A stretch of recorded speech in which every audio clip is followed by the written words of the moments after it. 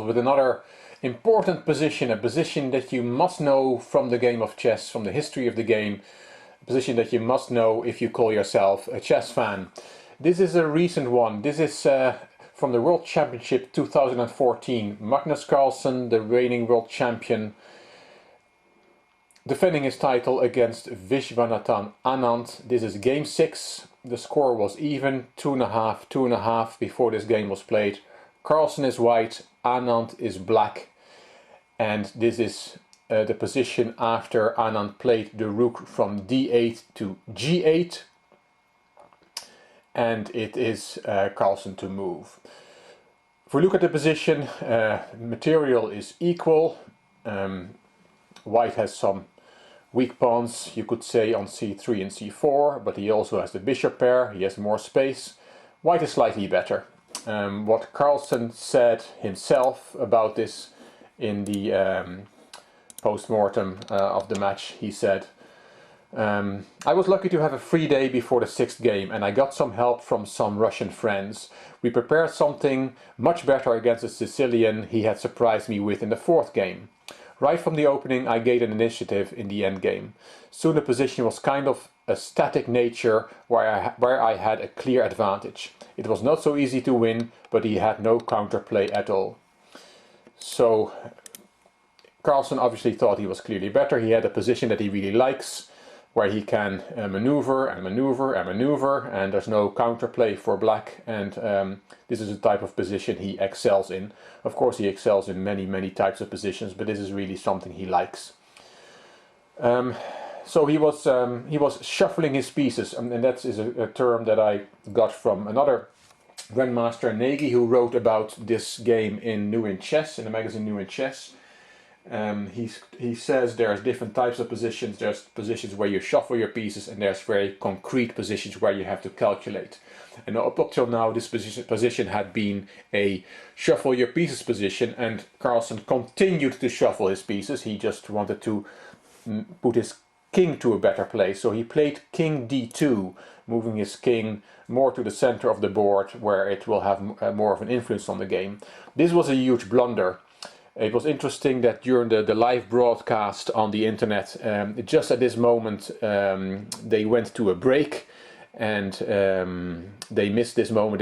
They had it on video, they showed it afterwards, but they missed it, the live commentary at this moment, because they just had gone for a break.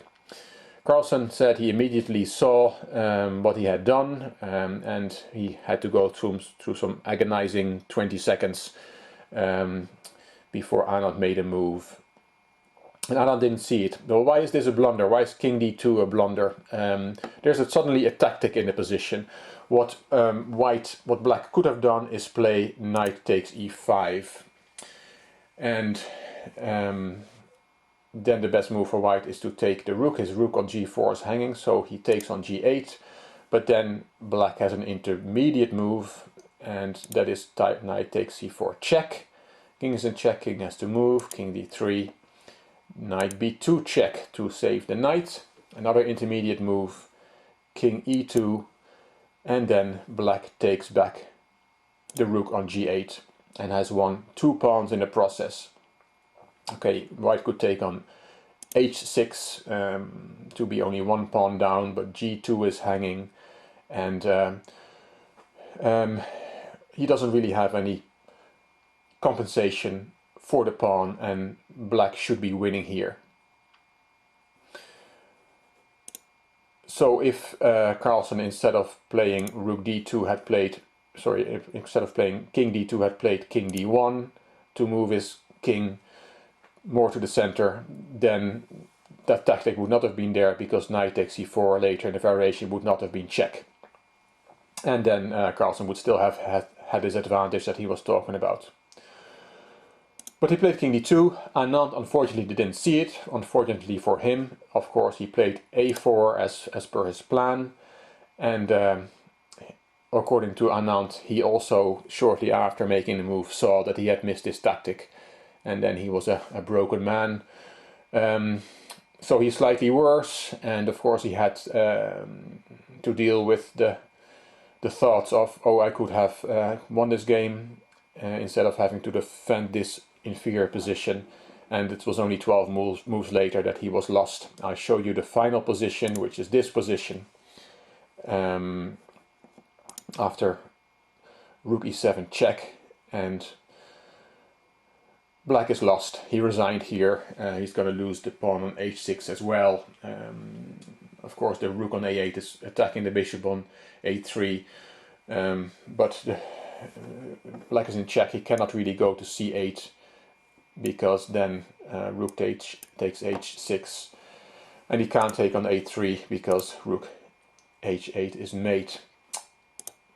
So the king has to go to a6, and then white again can take on h6, wins another pawn, and the game and the position is very, very bad, and resignable at this level and at a lower level as well. So hope you enjoyed this position, another famous position from the history of the game. If you like it, please give me the thumbs up. Please subscribe to the channel so you will be notified when I post my next video. Thank you very much for watching. Chess Gold signing off.